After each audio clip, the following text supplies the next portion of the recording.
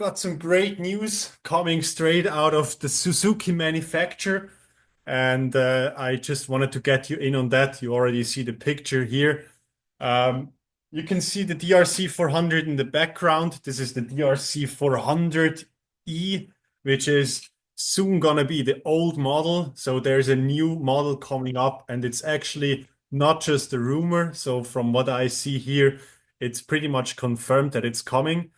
I still don't know if I should be excited about, but yeah, of course, I'm excited about it because for, let's say, the last 15 years, probably people expected a successor to the really popular DRC 400, kind of a lightweight enduro, maybe a supermoto as well. And it should be reliable, have power, and handle well on the street, on the pavement, and off-road. And this bike maybe does it all.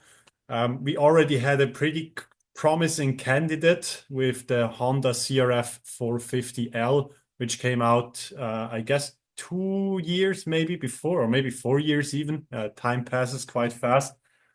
Um, However, this model, the CRF 450L, didn't really sell that well. And from my experience, I think that could be because when they published or when they announced the new model, they actually announced it with like 20 or something horsepower, or maybe 30 horsepowers, which then was combined with the service interval of 1,000 kilometers. And even if these models don't require that service interval or that an oil change that frequent, that kind of hindered many buyers from getting one of these, even though they're a great bike for a supermoto and also an enduro one for doing longer distances and so on. I mean, it's Honda, it's reliable as hell, but still, I feel that bike wasn't really that popular. So let's see what Suzuki is cooking right now. They actually made a statement that they're gonna release this bike in the new year. So right now I do have some quite interesting information and some in-depth site on it. As you maybe know, I don't really care about the seat height. Of course, I can say that because I'm like 6 feet 2 inches tall or 1 meter 89 or 92, and I just don't care about that. But I care more about the technical stuff rather than the seat height and what tire width. And so, if you want to know that, then please go watch some other video, some other stock footage video. This is a stock footage video as well. But what I'm trying to do here is to find the similarities of the DRC 400 and the DRC4, as they call it now. Um, the similarities and also the differences, I want to highlight that from a technical perspective. And yeah, let's see where we get. I do have some notes on the side just for the tech specs. You can also go and read them online. But the goal for today is to figure out if the DRC or the DRC4, I'm still confused with the names, if that's really a successor worthwhile waiting, or if you should rather get the original DRC 400 or whatever bike. So yeah, let's jump straight into it. We see here the supermoto version of it. There's different color schemes. The S comes in white and, or of course, in the classic white and yellow one, and also in some other color schemes. I'm not gonna cover them. You can find them online if you want to know. Maybe important to notice, they stated a 151 kg curb mass, and I looked it up and compared it to the DRC 400S, which has a dry weight of 132 kilograms. So let's say to those 133, we add 8 kilograms of fuel, so we're at 140. Maybe add 2 liters of oil and 2 liters of coolant because it's a dry weight. So I suppose we are also landing around the upper 140 mark somewhere. So there's not going to be that much of a difference from what it seems here. And of course, with a bike like this, it's not going to be the lightest one, but of course, it's also going to be more reliable than most other single cylinder bikes in this category.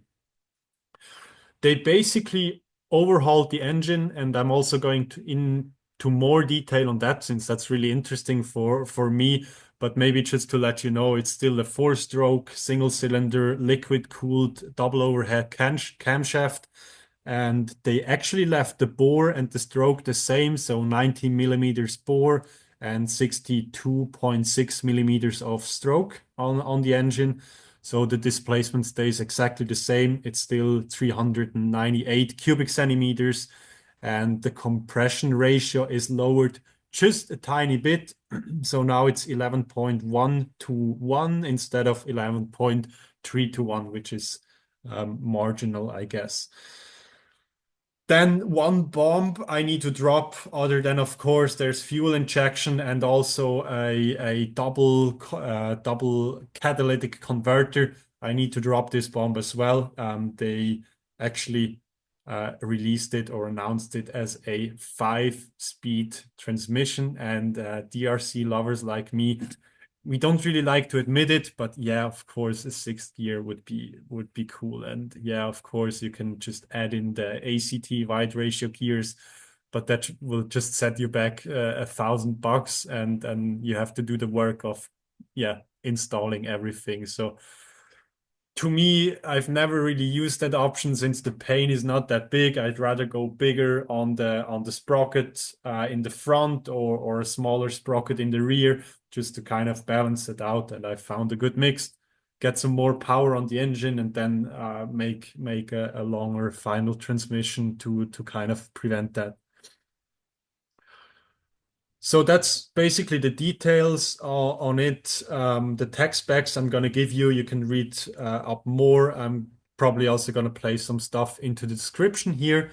And maybe worthwhile to mention is that there is an upside down fork from KYB in the front, and also a KYB shock, if I'm not mistaken. So yeah, that's the tech specs. Then maybe let's go to the pictures and actually try to find some similarities and differences to this bike.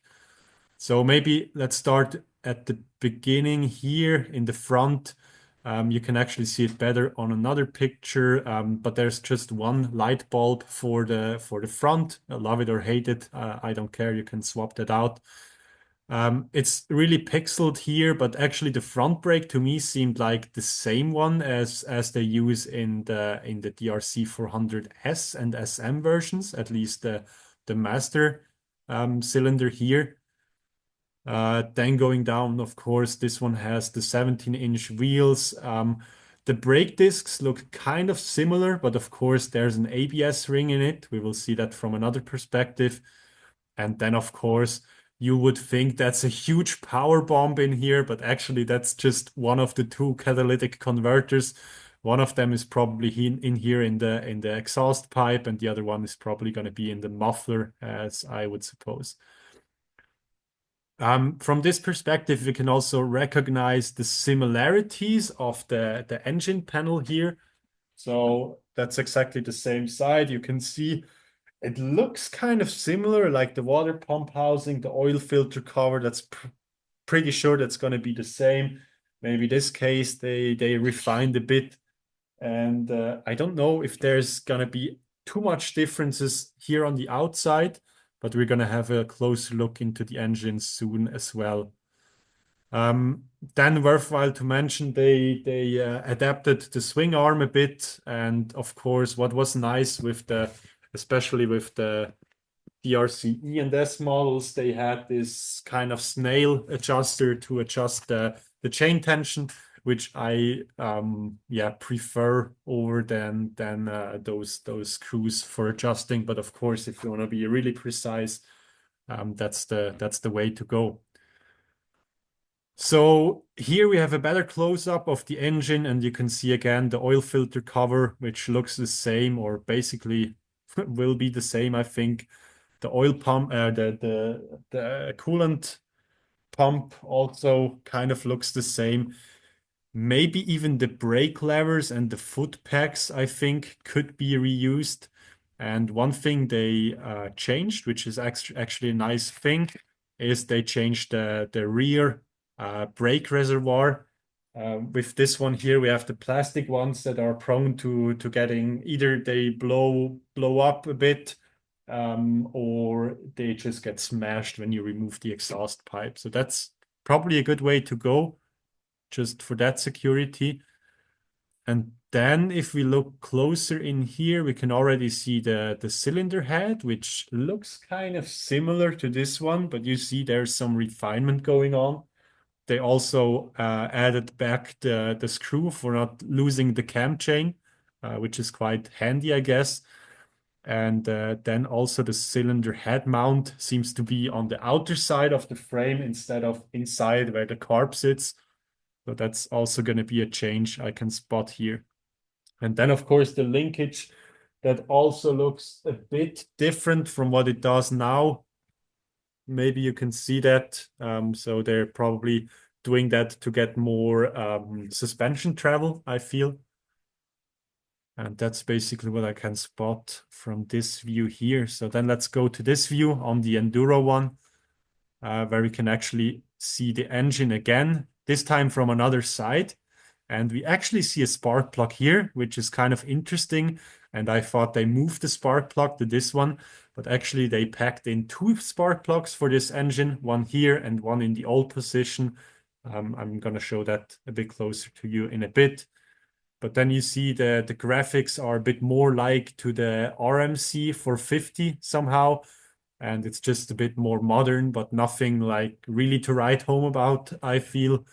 And yeah, it's still got kind of that DRC vibe in it. Then that's the other side. Here you can see the big bulb on the exhaust header. I'm wondering how this will handle like stuff getting thrown up from the wheel, but usually also with the other one, that's not a big concern. So here we have a peek from the top where you can see the triple clamps and everything. So that's basically all brand new. The triple clamps, also the handlebar seems to be a fat bar now, and they just added that from factory without any, I don't know how you call them, like the bar in between the handlebar, the stabilizer bar. They don't have that anymore. So that's a thing. Then let's skip to the next one. That's the front again, where you can see this ridiculous headlight. Yeah, I don't really like it, but I don't care, to be honest. So they wanted to add that in. We do have, wow, we do have LED blinkers and or LED flashers in 2024. So that's a huge update. Definitely worth buying it. And then here you can see what I meant with the brake caliper. To me, it seems the brake lever could be the same one. This has also this little tab down here for the brake light switch. So it's going to be an electrical or a switch for the brake light, another hydraulic one. And the reservoir and stuff kind of looks similar, but when I look closer now, it's not the same because the brake line is attached on the outer side here. And for the DRZ400S, it's actually mounted here. So that's not the same. Maybe the brake levers are replaceable. And I hope they do go the strategy of kind of reusing parts that worked well, same as maybe Yamaha did with their TT line or the XT line and so on, because they just kept on reusing parts, which makes it easier for manufacturing and also for sourcing parts, sourcing spare parts. This is a huge help. Then let's see here, we do have the cockpit a bit closer. Handlebar switches all new. It also seems to have a ride-by-wire throttle. So yeah, there's of course all the warning blinkers and stuff like that going on here.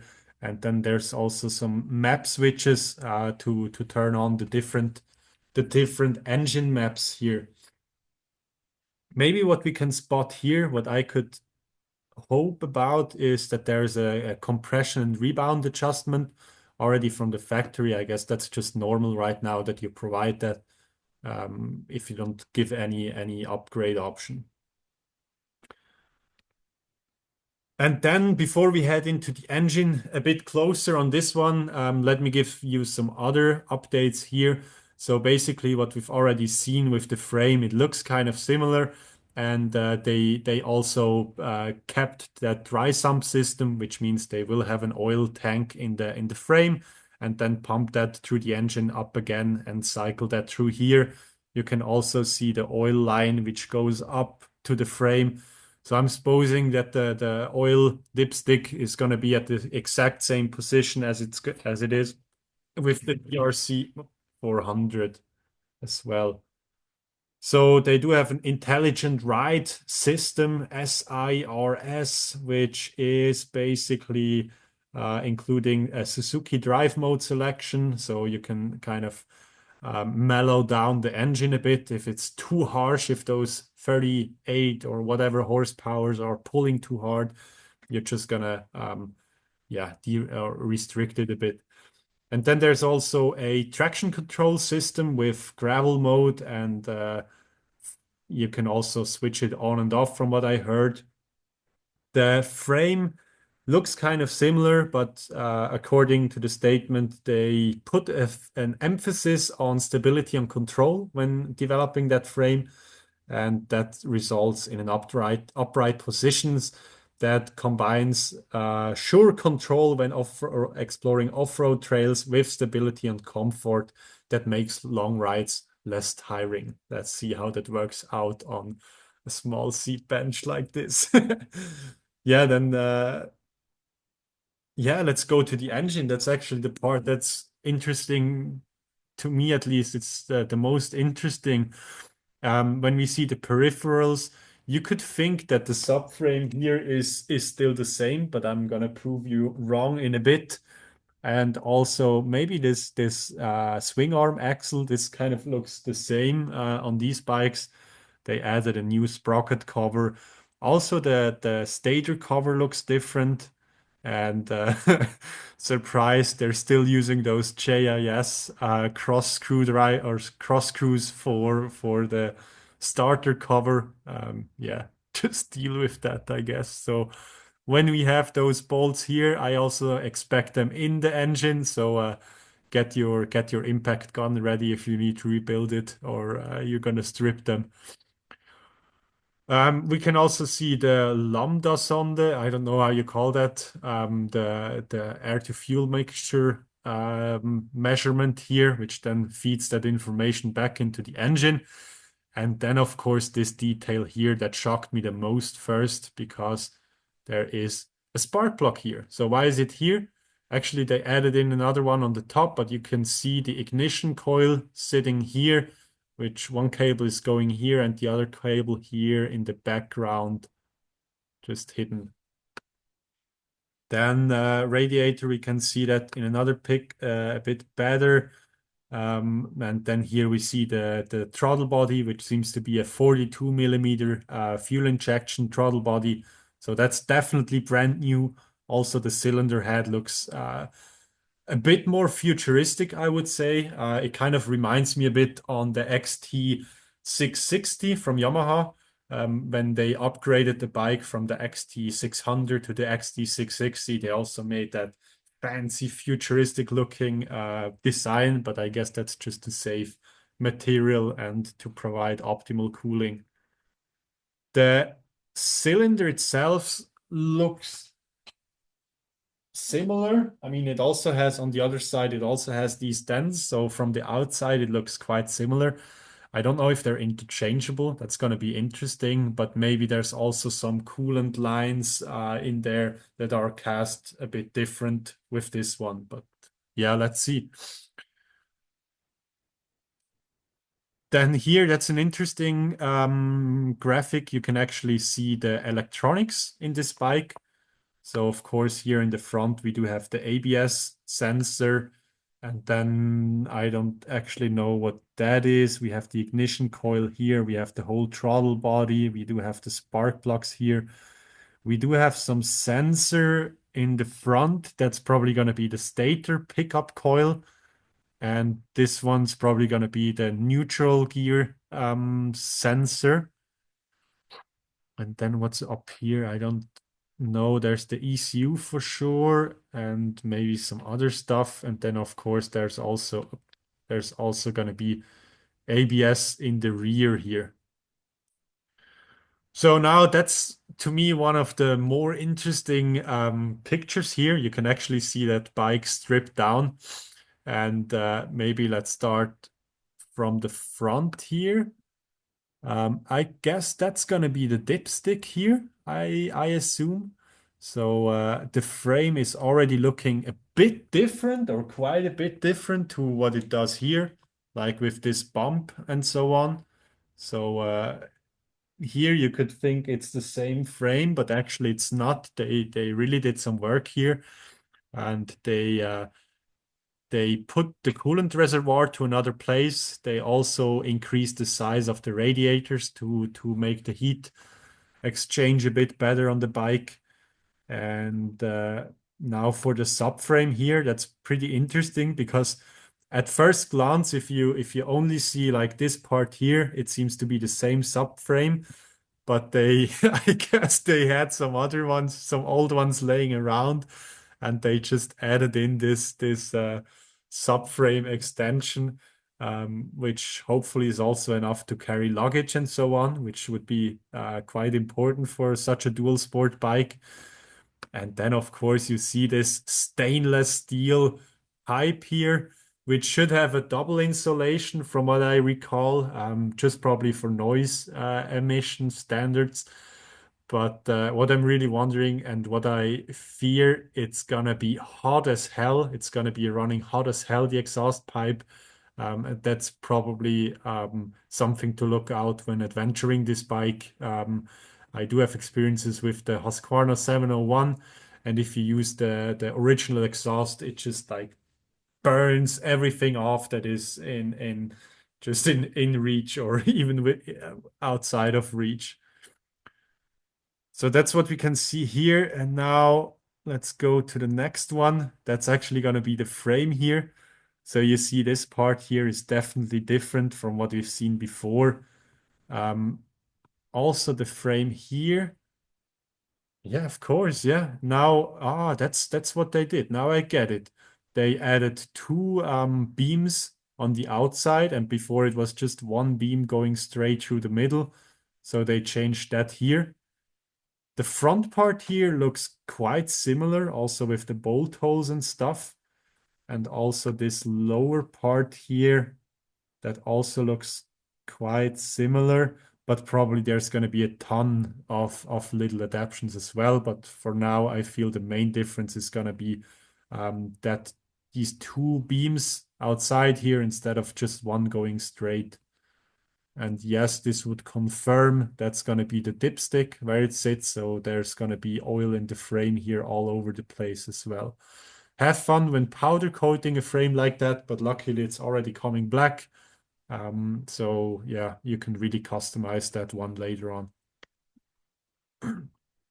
Then that's just a picture of the rear wheel. I feel the brake discs, at least they look pretty much the same as they do on the other DRCs. But actually, no, when I double check, they don't. It seems to have a larger brake disc in the rear. So probably the wheels are also different. That's going to be interesting if they put on the same hubs and stuff or not. And then, of course, here you can see the swing arm better, which is basically, yeah, completely renewed. Also, the whole linkage, that's all brand new. And that's what you see here, I guess.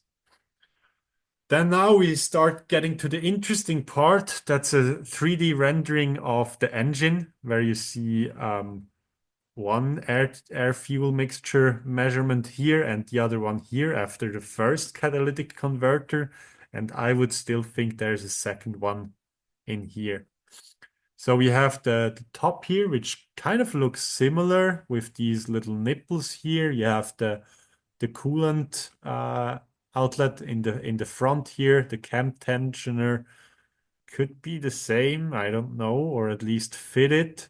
Um, the head seems to have some overhaul going on, but still it resembles the old one quite a bit. And everything else you see here is also quite similar.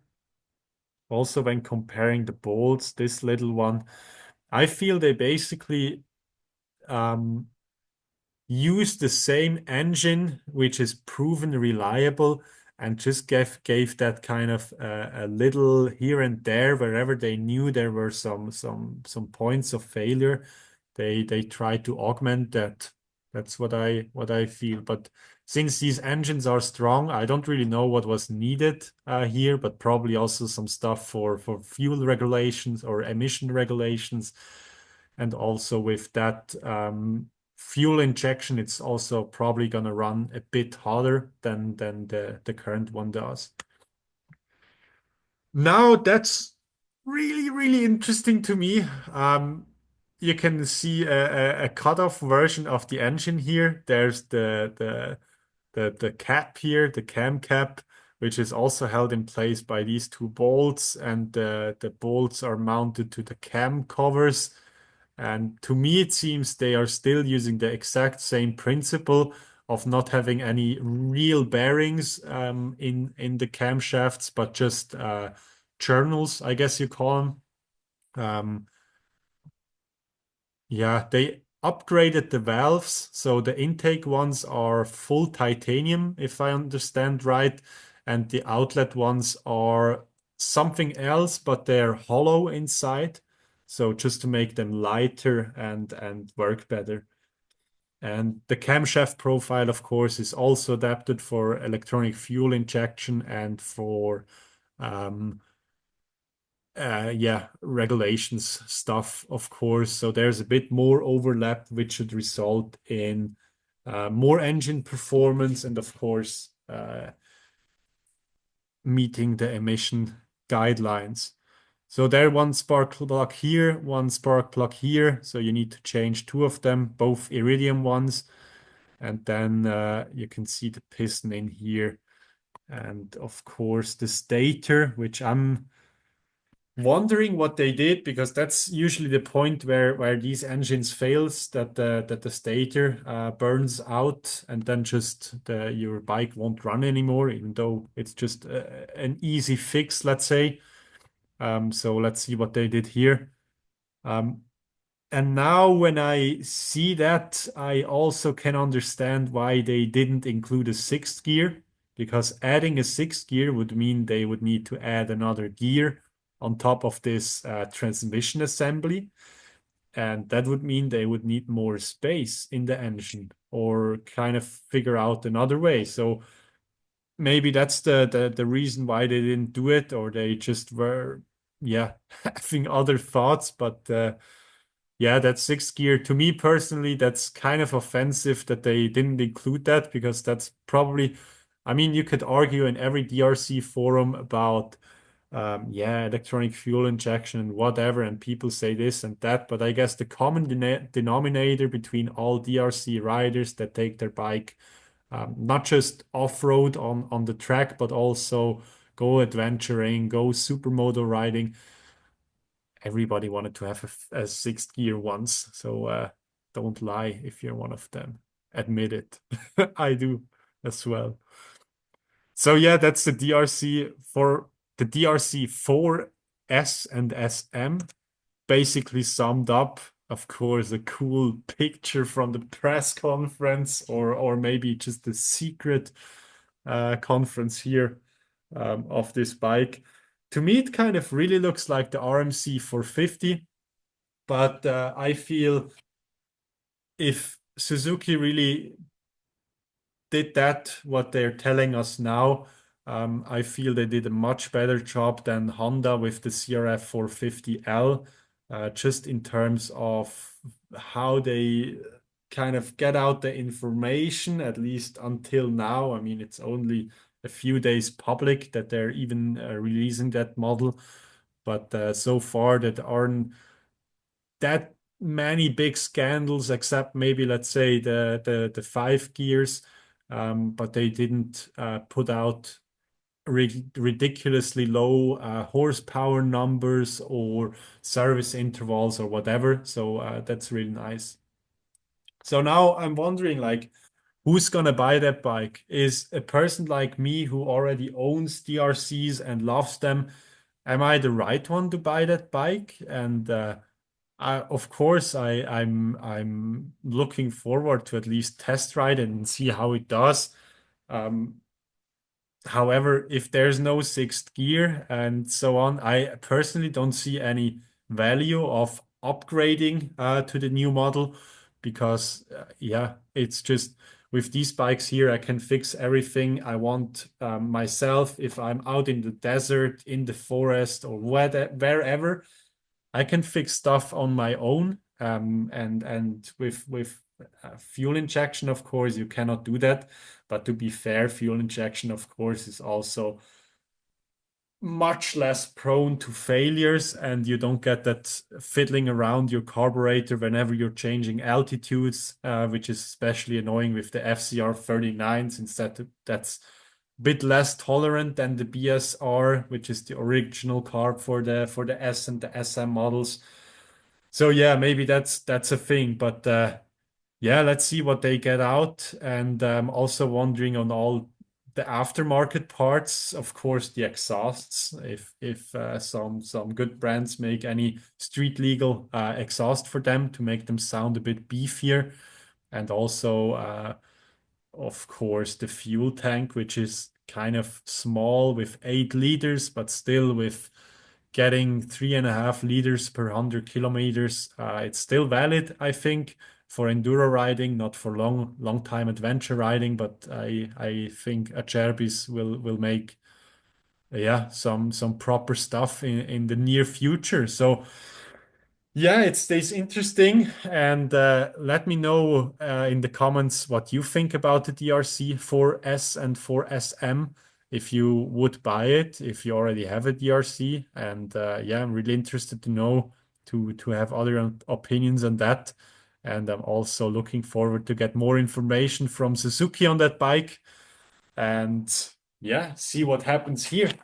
Of course, we're in the garage, and there's not just one beauty. Here, there's also other stuffs going on. So there's my other two DRC. So this is actually not mine, and this is my girlfriend's. I'm just gonna call them mine. But yeah, as you see, I do love the DRC. I have ridden them for in total over, I guess now it's over 100,000 kilometers in total, which is quite serious. And I did that in, yeah, maybe 10 years. So it's not that tragic, but still, yeah, I know them in and outs. I restored countless engines, and I really love these bikes because they're so maintenance friendly. They're so much fun to ride, and I really hope that Suzuki kind of keeps delivering that spirit. So that's it. Let me know in the comments what you think about. And this is gonna be it from my end. Love you guys. Have a nice evening. Peace out.